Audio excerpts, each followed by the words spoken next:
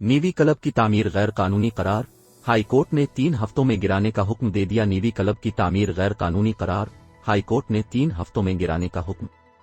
اسلام آباد web desk. اسلام آباد high court نے راول جھیل کے کنارے نیوی سیلنگ کلب کی تعمیر غیر قانونی قرار دے دیا۔ ہائی کورٹ نے فیصلہ سنایا کہ نیوی کا اختیار نہیں کہ وہ کسی بھی قسم کے ریئل اسٹیٹ منصوبے میں شامل ہو۔ سی ڈی اے کو اختیار نہیں تھا کہ وہ نیول فارمز کو این او سی جاری کرتی۔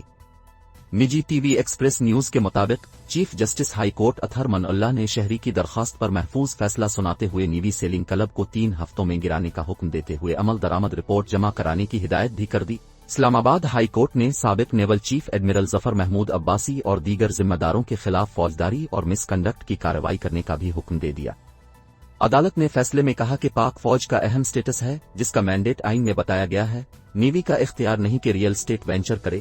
ریئل اسٹیٹ بزنس کے لیے ادارے کا نام استعمال نہیں کیا جا سکتا۔ اتھارٹی کو اختیار نہیں تھا کہ نیوی کو این او سی جاری کرتی۔ پاکستان نیوی نے نیشنل پارک ایریا پر تجاوز کیا۔ سیلنگ کلب غیر قانونی ہے۔ نیوی سیلنگ کلب کی بلڈنگ 3 ہفتوں میں منہدم کی جائے۔